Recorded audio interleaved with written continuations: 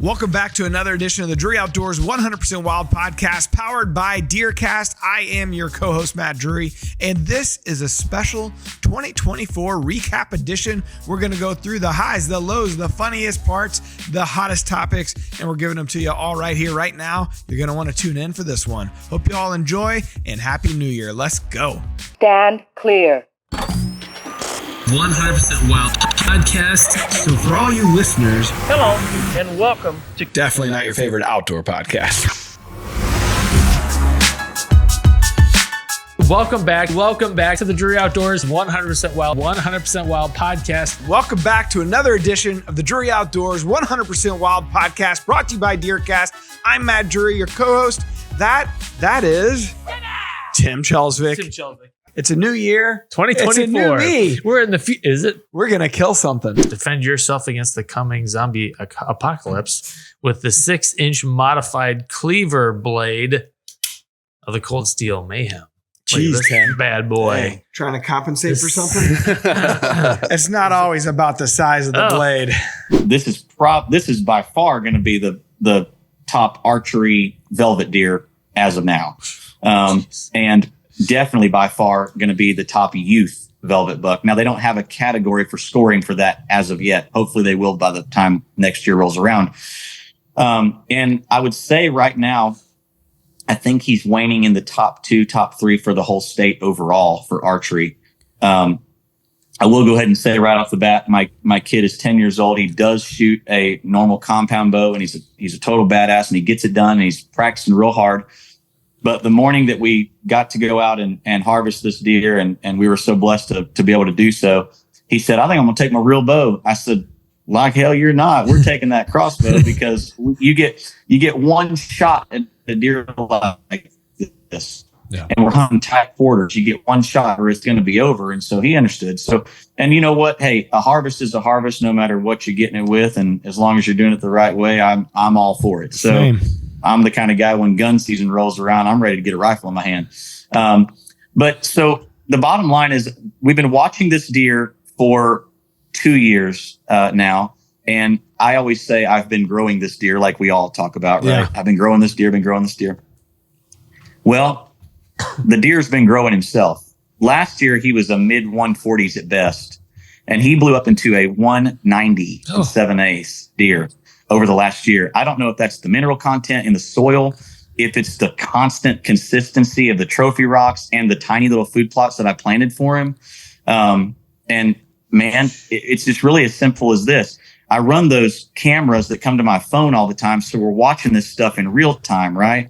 And about June-ish, May, June, Jesse saw him on camera because I got the app logged onto his phone too. So he comes home from school and he gets his phone and he goes, "Oh, Dad, you gotta let me shoot this deer." And of course, I look at it and I go, "Crap, man, that's the deer I've been saving for myself for 2 years, right? I've been waiting on him to get right." And he's 5 years. Excuse me, he's like 5-6 years old this year. I think 5, probably conservatively speaking. But man, when you got a kid who loves to do the hunting and fishing like my kid does. And I've got 4 awesome kids, but Jesse's really my hunting and fishing guy. When you got somebody who loves it like he does, I'm not going to steal that joy from him. And it's not about me anymore. And as a dad, I can tell you, and a lot of fathers out there will understand, I don't know. I don't even have that in my heart anymore. It doesn't, watching him take that buck down and get so blessed to do it in such a short amount of time before school, by the way, on a school day, even better. That's a God thing through and through. And those moments are to be celebrated. And I'll tell you, it was one of the greatest hunting moments of my life. It was as if it was as if I'm the one who harvested the deer myself. And I just couldn't be more grateful. And so the bottom line is he came into a small food plot with a trophy rock that I've literally refreshed a new trophy rock over the last 3 years. So there's a dip in the ground, a hole in the ground. And when it gets to this time of year, because you can't bait in Tennessee, I go in and get the crushed kind. So at least they have something they could palatably eat or chew, the deer, if they're going to do it at all. Well, it turns out a couple of the does and that deer and another smaller buck, they were eating those little pebble trophy rocks. So they're just eating straight salt. We've been in kind of a drought, so I don't know what that means. I figured they'd be off of it and trying to get to water. I was going to ask, is that an excused absence day then for Jesse? I would have not gone to school. He shot the deer at 7:22. I want to say it was 7:22, I think.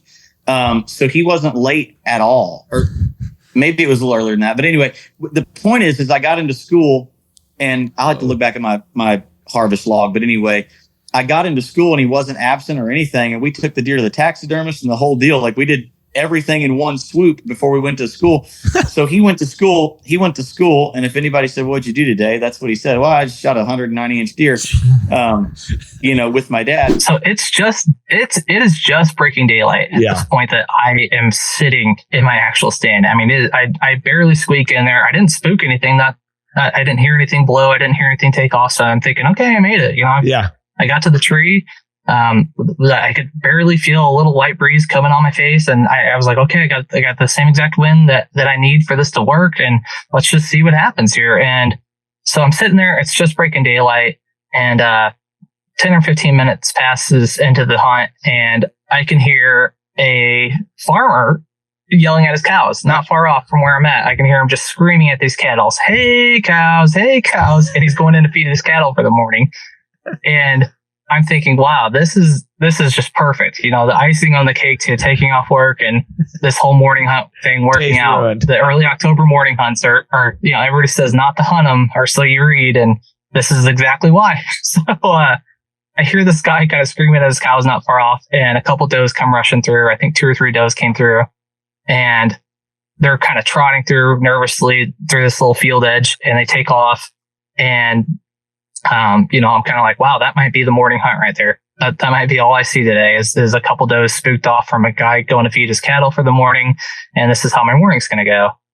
And 10 minutes goes by and I see a couple other deer coming through the same area, same trail. I'd already arranged the first group that it came through, around 30-ish yards. And I see a couple more does coming, and I'm like, okay, maybe it's not over. So I see these does come through, and I hadn't picked up my bow at this point at any point in the morning since I got the stand. And I'm thinking, okay, I might want to pick up my bow because he might be behind these deer. He might be getting spooked off these fields and coming in. I want to be ready as fast as they're trotting. So I pick up my bow, and as soon as I touch my bow, I go, I better kind of lean forward and look around this autumn olive bush that's next to me, just in case he's coming around the corner. I want to be able to draw and have a shot at this deer. So I peek my head forward and I look over and I just see part of his tine, and I go, oh my gosh, he's coming. It's him. He's 30 yards and he's trotting through. So I draw back, I get a full draw, and he steps into kind of the area that I can shoot. And I start to kind of grunt at him, give him a couple of meh, and he's not stopping for anything. He's hearing this guy, yelling at his cows over in the next field, and this thing's heading for cover and getting to where he feels safe. And I finally realized, hey, you're going to have to yell at this deer if you want a shot at him. So I just yell, hey, just almost as loud as I can. Not super loud, but pretty loud for deer hunting. And I yell, hey, and he just stopped on the hoof and looked right at me. And he was just completely broadside. And as soon as it settled on him, I was so calm. I can't believe how calm I was shooting this deer. I just rested the pin there as soon as he stopped and let it fly, and kind of blacked out at that second as soon as the arrow let off. So, that was. Don't you think some of your, you're a sniper in the service, your training takes hold there a little bit? I know it's totally different things, but I would think that moment of truth, you're used to, being calm, right? I would think you'd have to tell me. Yeah. Well, it's hard to say because that first encounter, I look back and I see that rack coming my way, and my heart's racing immediately at that point. And, leading up to that 60-ish yard shot that first evening, I was kind of a little nervous shooting on that at that point. But I think just because everything was so rushed at this point, it was just so easy to kind of settle in and say, hey, you just need to get this done. It's now or never type of moment. So it was pretty easy to kind of settle in. Here's the difference then. The second time, there was no time to think about it. It happened, boom, boom, boom. And I probably muscle memory and training takes over a little bit. Yep. Oh yeah. Yeah, I totally agree. So I black out as soon as I let go of the release, kind of black out for a second. And I kind of come to as soon as I see the arrow impact, and I could see it's a little bit back, but I could tell, hey, I think I got some ribs there, and I think it might be an okay shot. He hunches up like a cat, turns exactly around the way he just came in, and runs off.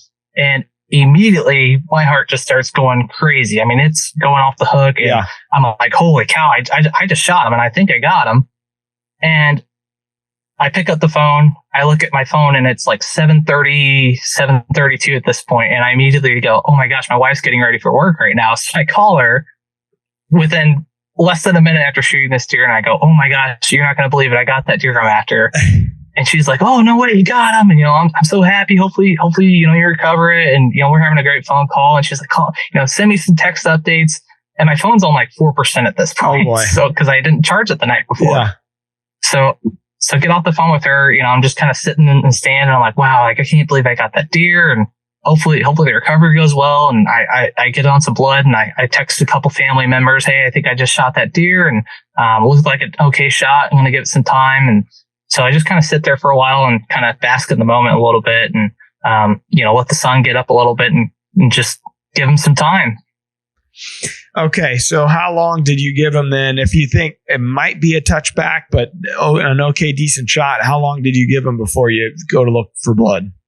So I sat in the stand probably, I would say 30 to 40 minutes before I actually got down. I slowly pack up my things. I put my quiver, I shoot with my quiver off. I know sometimes that's a big debate. Yeah. I shoot quiver off. That's just how I roll. That works for me. Some people shoot quiver on. I shoot quiver off. Yeah. I put my quiver back on. Pack up my stuff.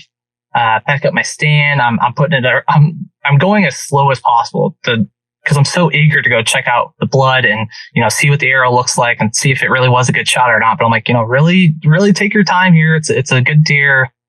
And I slowly pack up my stuff. I get the stand all packed up, and I've got, a big backpack that I usually wear, my stand, my sticks, and then my bow. And I'm like, you know what? Let's really take my time here. And, let's do the shortcut back to, there's a main county road that runs next to this piece. It's a little bit closer than the parking lot is. So I go, let's just walk all my heavy stuff back to this county road. I'll kind of set it along the roadside there in the brush, and I won't have to walk at the 1.5 miles back to the parking lot. Yeah. And it'll kind of kill a little bit more time. So by this point, I do one trip to the county road. I drop off, I think at that point, I dropped off my backpack and came back with my bow, and I come back and grab my stand and my sticks, and I start walking back this county road, and I'm thinking, hey, that deer kind of ran this way. I should really start looking for blood as I walk back to this roadway, and I should really be looking for this deer in case, it wasn't a good shot and I don't want to jump him or spook him. Yeah. And maybe 5 or 10 minutes later, I start walking, and I find just a little piece of lung just sitting there. And I'm like, oh my gosh, he did come through here. And it wasn't very far off from where I shot him.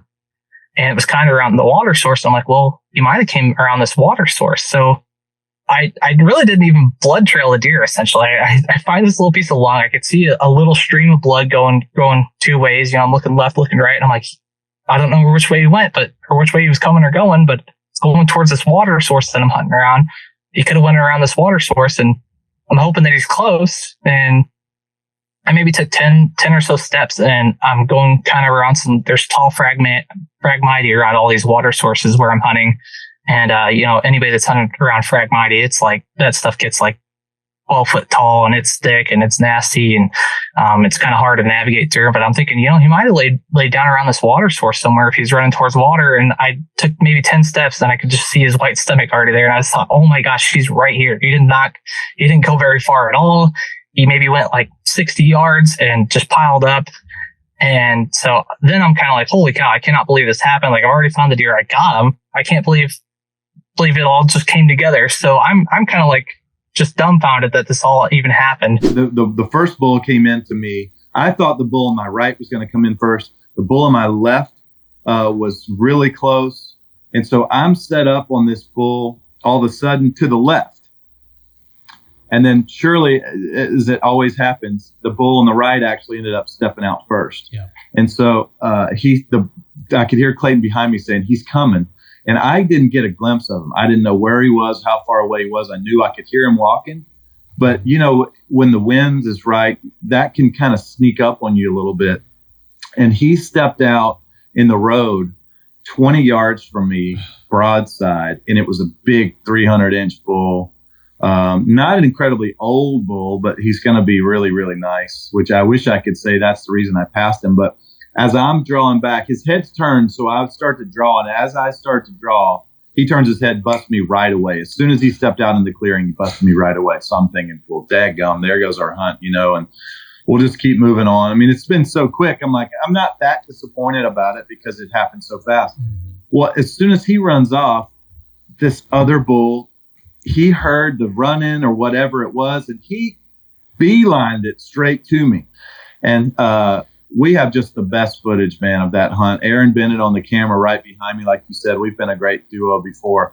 But he's got this perfect over-the-shoulder shot of this bull. He gets 18 yards from me, and he's in full bugle, all on camera. Yeah.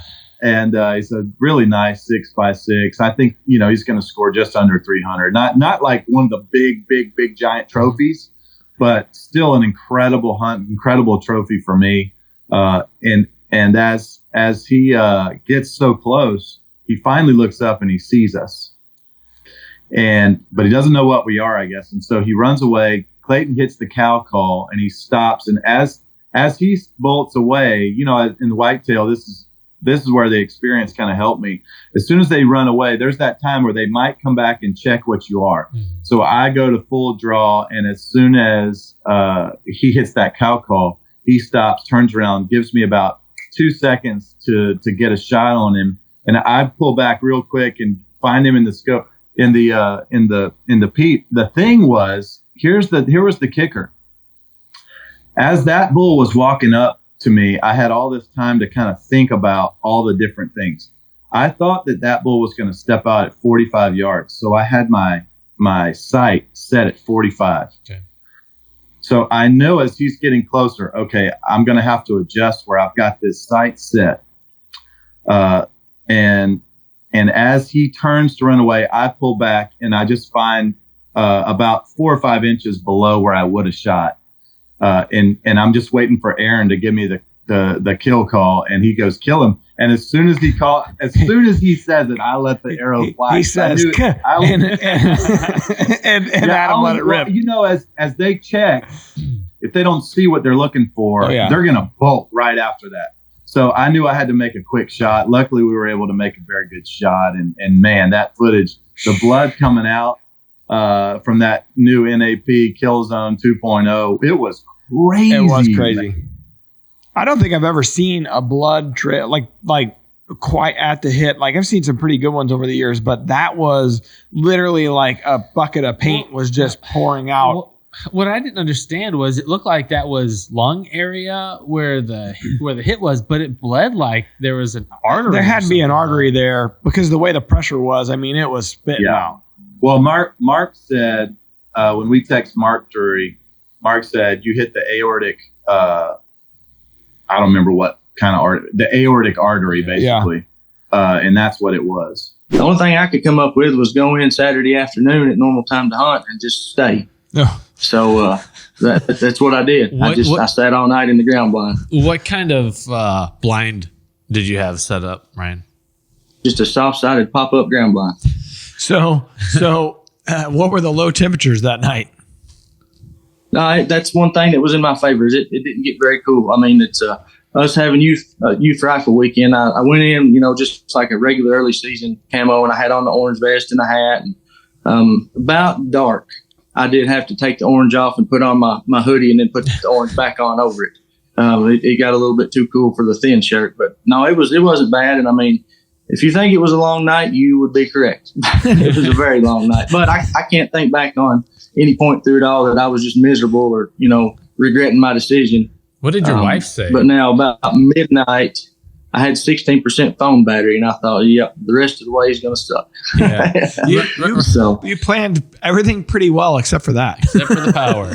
What did your wife say? That wasn't one of my best laid plans, not having my phone fully charged, but it worked out. There was deer in and out of there all night long, and that really helped to keep me entertained.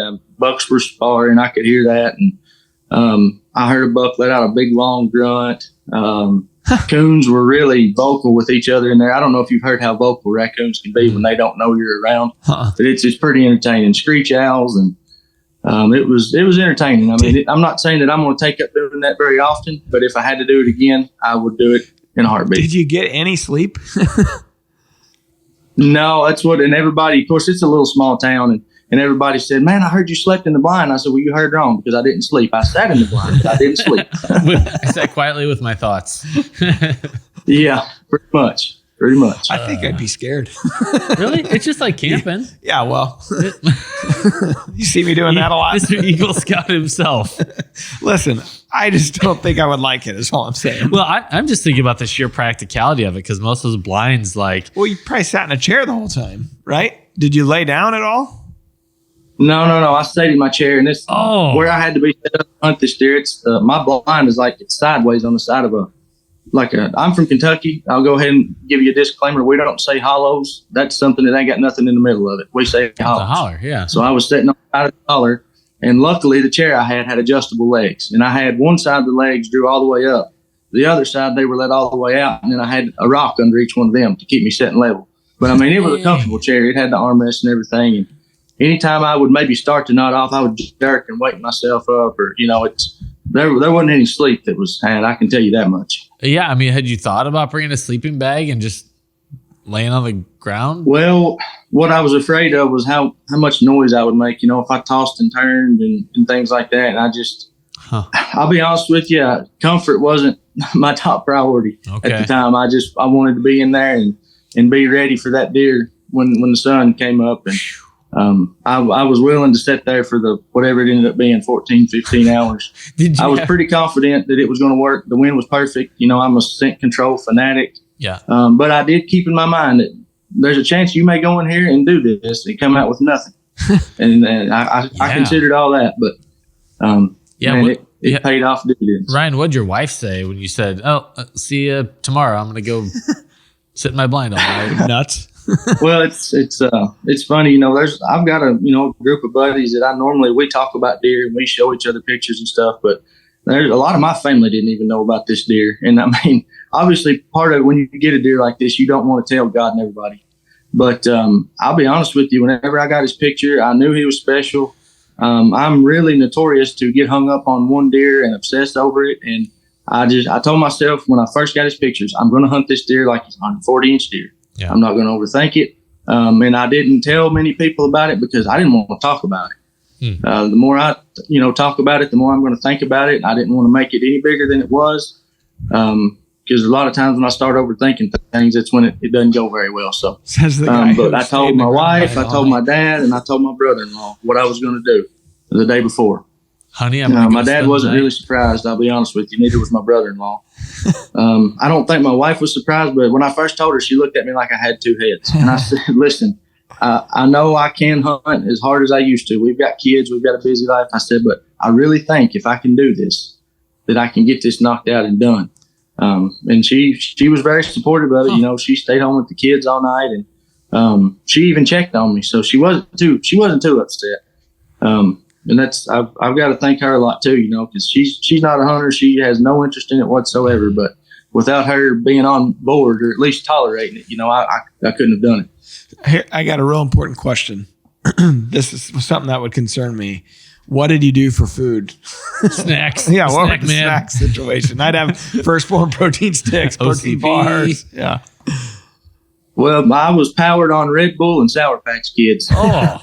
That sounds like Scott. Yeah, right. He was Copenhagen and Monster. Dip in there. Woo. Yeah, I was running on caffeine and sugar, that's for sure. And you said you couldn't sleep. This is odd. Yeah. Okay. Yeah, wonder why. Okay, so fast forward. The sun's starting to come up. Did you set an alarm? I know your phone was dying, but did you set an alarm just in case you dozed off? That's sucked. What I would have been worried about. Like you stay up all night and finally that last hour you doze off, Yeah, I set an alarm. I mean, it was on vibrate, but I put it, in my hoodie pocket. So maybe I would feel it. And I set it for like an hour ahead of when the sun would start trying to rise. That way, it doesn't buzz and scare me in the blind, and I jerk and, spook deer when they get in there about time for daylight. So I did do that, but I just when I looked at my phone and I knew I was 10 or 15 minutes shy of that going off, I just killed it because I hadn't been to sleep. So yeah, I'm up. It's a long night. We'll just keep at it. Yeah. Okay, so sun starts coming up. Do you have deer around you already at that point, or what time do they start? Yeah, there had been deer in and out, all night. That's like I said, that's probably why I never got tired very, very bad. Right after, the sun went down the afternoon before, deer had been in there, at last light. And when they moved out after about an hour, it started getting pretty monotonous. And that's when my eyelids started getting heavy. But then, the nighttime wave of deer started moving, and that my cell camera was, sending me pictures, and I was able to peek and look what was in the corn pile and see. And of course, I had to sit through him coming in overnight and being at 35 yards, and I could do nothing about it. And, being as tense as possible. So he was in there? Afraid that maybe he would smell me or something. And there was another pretty nice deer in there that I'm trying to get my nephew in front of, and he was there, and which I knew that would, happen. So what time was that? What time was that when the big deer showed up?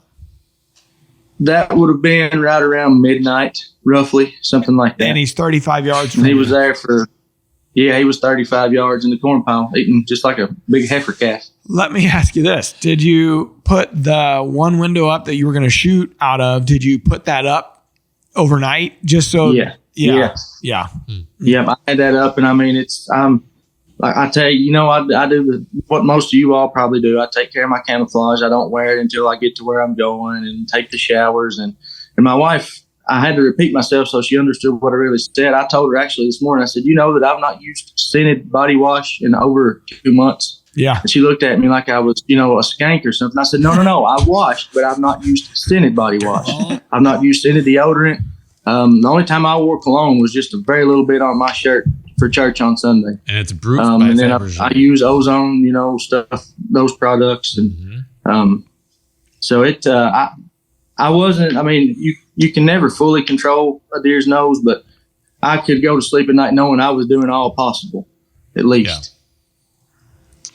Yeah. So, okay. So sun's coming. He was there at midnight, walks off. So, he's kind of in the area. And then sun comes up. How long before the first deer shows up, or were there just deer there at that point? Yeah, there were some small bucks that had filtered in and left, and then some does. And that's the way, the sequence of pictures had always been. He would show up. He would be the last deer there, basically. And I don't know if he stood out from a distance and watched. I couldn't tell you. It's pretty thick in there. I could see a decent distance, but about the time it was, and I could see the edge of the bean field. It was probably 50 yards, 60 yards to my left, and it was, considerably daylight out there, very comfortably in the legal shooting light. Still, it was dim in the timber, but I had already, the deer that were there, I had looked at them through my crossbow scope just to be sure that, I was going to be able to see whenever he got there. And that was all no issue. And when they got gone, and I had leaned back and was, trying to get comfortable and just keep myself calm because I'm expecting this to happen just at any time, but trying to stay, gathered up too. And I leaned back in my chair, and I didn't, how big deer are. I don't understand how something that size can move and leaves without making any noise. Yeah. But I didn't hear him coming, and I looked up and I could see legs underneath the underbrush, and I knew what was fixing to happen. So I went ahead and got up and got in position, and he comes in, facing me head on naturally. And he stands there and eats for probably, it seemed like 6 hours, but it's probably 5 minutes. And a long time. He took a step. He stepped on out, and when he took his next step, he kind of turned broadside all in one move. From that point, pulled the shot off. I knew instantly I'd hit him good. And it's like I said, this is a rough hillside, and at one point it almost drops off, and he run over that, and I heard the deer crash, and I sat there for another several seconds, just to make sure I didn't hear anything else going on before I, came apart at the seams and was freaking out in the blind. Yeah. And I said, I'm going to get out of the blind, and I'm going to go see if there's blood right where I shot him, and I was going to be able to go to the edge of the hill and look kind of out into the creek bottom. And I said, if I can see him and I know he's dead, I'll go on. If I don't see him, I'm going to leave, go to church, and then after church, I'll come back. That would have been 5 or 6 hours. Mm-hmm. And I got there instantly, good blood, bubbles in it. I knew it was lung. And I got to the edge, and I was almost looking down at him. Maybe 50 yards. So, and even then, I stood for a second, just to watch him. But yeah, from the time I shot till the time I had, dad and brother-in-law and everybody like that, my brother on the phone, it was 5 or 6 minutes. It all happened. And finally, he breaks and starts walking. Walks up to 62 yards and goes and sticks his head all the way in the corn. I was like, there's no way he's walking through that corn and stuff. And so he goes in there and he just starts eating on a couple of ears of corn. And luckily he only did that for about 3 to 4 minutes. Kind of didn't do much there. And finally, when he quits eating on the corn, he pretty well breaks and starts coming. And I'm sitting there looking at him. And I got 2 shots pretty well. For him to walk out of the draw, he's got to go either on the left side of me or he's got to go on the right side of me. Mm-hmm. And on the right side, it's going to be a little bit tougher. Like it's going to be about a 30-yard shot and he'll probably be the way he's coming. He'll be quartered to me a little hard. And so I was in my head, I was hoping he goes left of me and stuff, because then he's going to be like 25 yards, just ever so slightly quartered away and stuff. And I'm like really hoping he goes to the left and stuff. And when he breaks, he pretty well hugs that left side the whole time. And so I'm going to go ahead and get shifted a little bit and stuff, because I'm like, here's this is going to be my shot. And I've got a branch that sticks out down below me, kind of that we left for my cover for when a deer gets behind to be able to draw back on him. And so at this point, he's walking 45 yards and keeps walking, never really broke stride from when he stopped eating on the corn. And he's all the way at 30 yards. He finally gets behind the limbs there and stuff. And I draw back and he walks, he just keeps stride for stride. And we talked about it early, like whether I wanted to take a chance on trying to stop the deer at 20 or so yards and being that close of that old a deer and that caliber of deer to take my chances of stopping him, or do you just shoot him on the walk and stuff? And I've shot enough. I feel very confident shooting a deer on the walk at that distance and stuff. So we kind of talked about that, and I was like, I just don't think I'm going to stop him if I don't have to and stuff. Mm-hmm. And if he's just a nice steady walk. And so he keeps walking. I'm drawn back already, and finally his head just peeks out from behind that brush, and he just stops and doesn't move. I'm like, oh God, here we go. He's gonna try to do a standoff here, and so he has no clue, obviously, where I'm at this point, and he's just kind of licking himself. He would always bristle up and just would shake all the way out, and he's doing that there at 25 yards from me, and you can just hear him at that point. And there's a camera right in front of him and stuff, and I thought the whole time the camera was taking pictures of him, and I thought that's kind of what he was looking at. And so, but he stops and stuff, and I'm still full draw here, and I'm holding this thing back as long as I can, long enough like I put my hand back behind my neck to try and hold it for whatever longer you could. And finally, at that point, I had held long enough that I'm like, I don't feel confident. Like I'm not going to make a great shot on him here if he starts walking. And he finally turns his head, so I let down with him at 25 yards. But then at that point, you're like, God, now I got to get this thing drawn back as soon as he starts taking a step. Yeah. And so he messes it around there for literally, like he's watching this other buck in the corn, never moves, just eating grass and licking himself off and stuff. Sits there for 5 to 8 minutes and never moves at 25 yards. It's a lifetime. And you can imagine what your nerves are doing at that point, like that close to him and stuff. And I was just kept waiting for him to put his nose up in the air and stuff, start licking his nose. I was like this close because the wind was not blowing at all. Stuff. I was just waiting for it to swirl one time and I was going to be in trouble. And luckily enough, I mean, he never did lick his nose off and stuff. And so he finally, I mean, after that 5 to 8 minutes, he starts taking a step and stuff. And I just pulled back, which I was sitting in a tree stand, put our tree stands high on purpose and stuff. So I'm way up there in the air and stuff. And I draw back and he doesn't notice anything. And he's just walking and stuff. And I just put it on his front shoulder and pretty well squeeze it off. And from the time I squeezed it off, I knew I hit just a little back from where I was wanting to hit and stuff. But at the same point, you're like, I just got an arrow in a 200 whatsoever deer and stuff. And I went and re-statted it. I'm like, no, he's 250. I was just in shock. I mean, I never thought I would ever shoot a deer this big in my life. How did the taxidermists respond? Because they see a ton of deer. This guy actually hunts just a couple miles down the road from this place, funny enough. But he was in shock too. He's just like, this thing is absolutely incredible. Wow. Everybody that kills a big deer, they always say the same thing about when they're scoring it. It's like, we had to re-add it. Like, it can't be right. This can't be right. I remember Terry saying that on his 216 last year. It's like, sure, yeah. They re-added and rescored. I would do the same thing. Holy crap, this deer is actually this big. It's crazy. The other thing that I think you should savor, Chad, is the fact that your significant other cared. Not all do. Yeah. There will come a day when that probably. Are you married, Chad? No, we're just dating. She actually, I took her out this past weekend and she shot at 162. Holy crap. We got a bunch of guys calling Chad to see if he's available. Hi. What? He's going to get catfished. Are you seeing? Yeah, I got it sitting right next to him. Holy cow. Dang. Yeah, nice. You don't have the other one, do you? Oh, yeah, I got it. Okay, you're holding out on us. What the hell? I'd love to fit him in. Did our feed cut out? Okay, hold on. Let's see. Whoa. Okay, rotate that bad boy for us. Oh, my goodness. Deer of a lifetime, man. Matt, what would you do if you, never seen that deer on camera, but you see him walking through the woods towards you? Tim, I'd be obviously calm and collected. Like a stone cold killer, just like Mark. Yep. Just another day in the rattle, office. I'd grunt, and I'd snort wheeze him, and then I'd shoot him.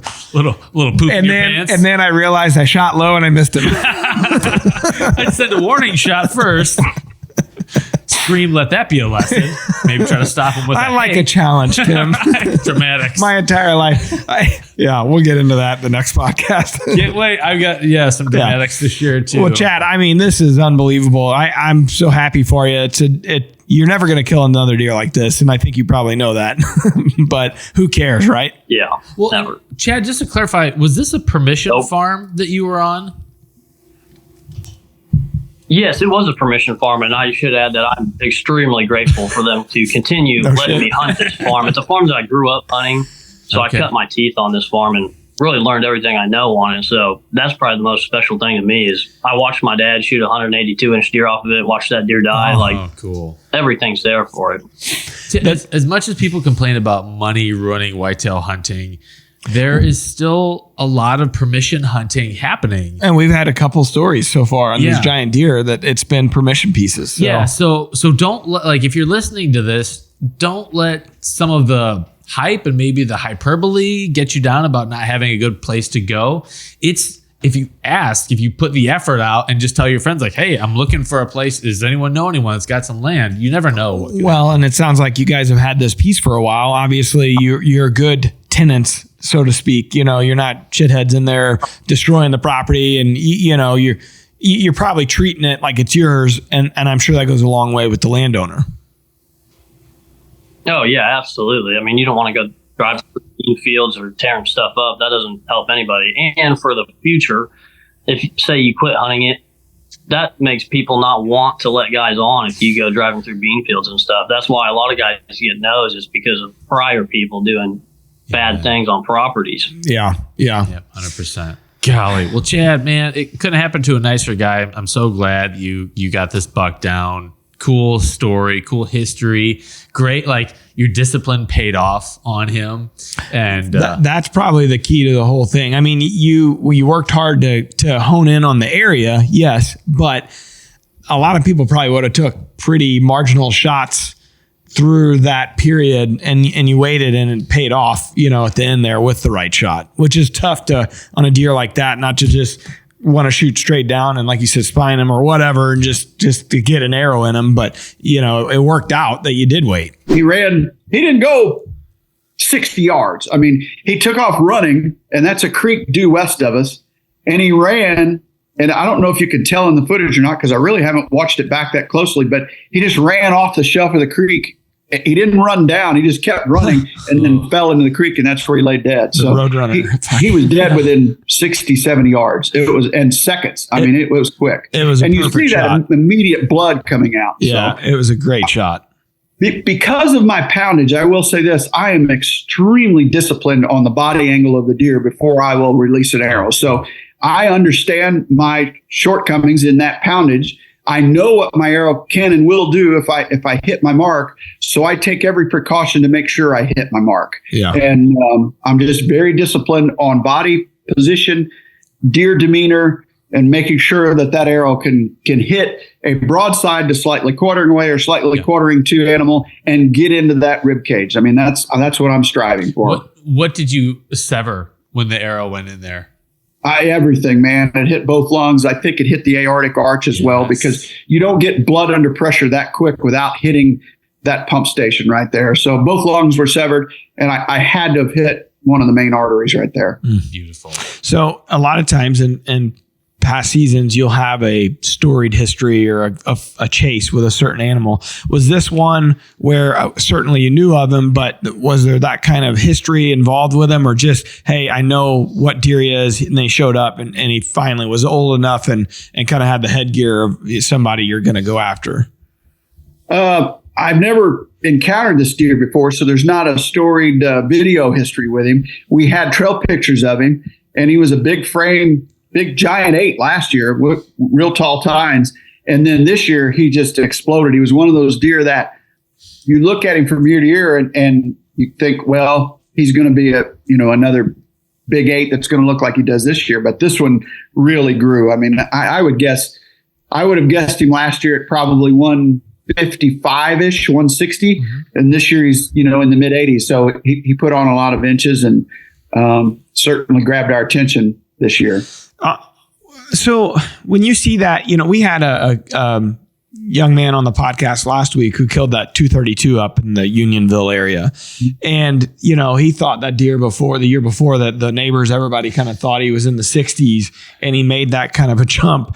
I mean, a custom big leap would be 30, 40 inches, right? I mean, do you see much more beyond that a lot of times? Not normally, no.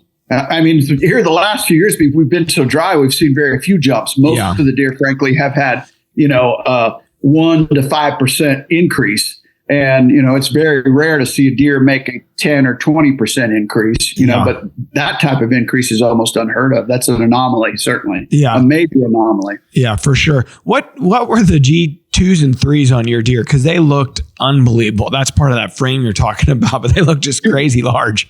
The 2s were over a foot, and the 3s were in the mid 13s, as I recall. Come on, Tim. I'd like my main beams to get I would be happy with that also. The beams were 26 and 4/8, if I recall. 24 and 6/8. So 4/8. Massive, 26 and 4/8. I said that wrong. 26 and 4/8. Yeah, that's a deer that moves some water. Yeah, well, when you sent the pictures to Dad and I that night, once you recovered him, well, I thought when you sent the screenshot of the shot, I thought, well, that's a big ass deer. And then you sent the pictures of him laying there, and I'm like, that's a big deer, but you don't get quite the idea of how big until you see a human holding the rack. You know what I mean? That's where it's like, holy shit. You see it moving. Yeah, like that's a big deer. That's that body perspective. He was such a large bodied animal. You're used to looking at a deer that, might weigh live weight 210 to 250 pounds. So all of a sudden, when you look at one that's 300 or more, it doesn't have the perspective that a smaller body deer does in terms of their rack. So this deer was a gigantic body deer. I mean, he dwarfed every other deer we saw, and really he's dwarfed any deer I've seen this year. He was just really a big body deer. Coon dogs was like that in Missouri as well. Monstrous body for Missouri. And those big bodies shrink those racks down in terms of perspective until you get some other perspective like a hunter behind them. Until next time, peace out, peace out, peace out. See ya. Until next time, peace out. Where did that sound come from? The rainbows. The skies. DeerCast is completely updated and better than ever. Prep, predict, and pursue your target buck with our detailed maps, weather, and 14-day movement predictor. we're adding new videos every week, so make sure to click that subscribe button and check out all of our amazing content. This episode of DoD TV is brought to you by DeerCast Maps, waypoints, weather, virtual rain gauges, and more. Every tool you need to get ahead of your game.